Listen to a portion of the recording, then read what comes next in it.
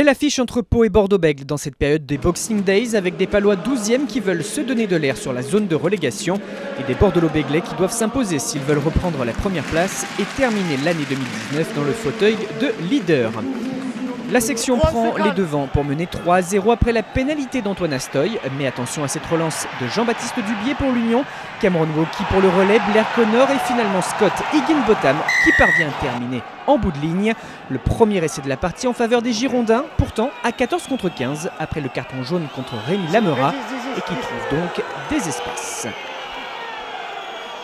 Mathieu Jalibert passe lui aussi une pénalité, 3-10, mais Pau trouve aussi la faille avec cette passe allongée de Thibaut Debagna et le jeune Vincent Pinto qui marque son premier essai de la saison en championnat.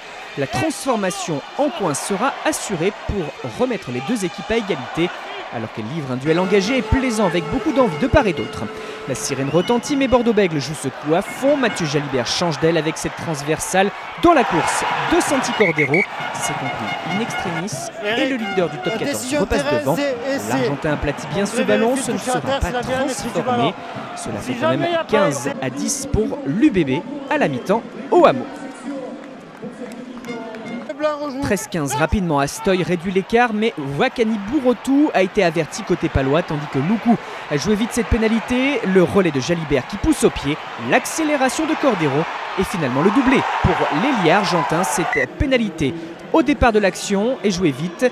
C'est aussi le fruit d'un ballon gratté par Dubié. D'un camp à l'autre, tout est allé très vite. Il y a donc des défenseurs palois trop courts pour empêcher l'essai magnifique.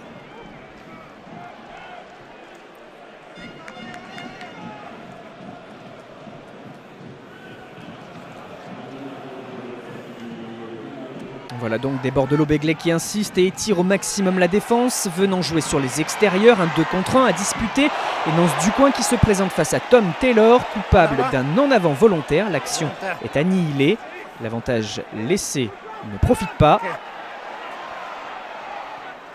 C'est un carton jaune contre celui qui venait de faire son entrée. Les Palois sont sanctionnés en plus d'un essai de pénalité. Pau réagit bien avec un essai de Daniel Ramsey à la 68e minute à la suite d'un dégagement de Jalibert contré et pousse dans la fin de match pour aller chercher soit le match nul en cas d'essai marqué ou au moins le poids de bonus défensif en cas de pénalité réussie. Chose est sûre, Bordeaux-Bègles a perdu son point de bonus offensif. Une longue possession.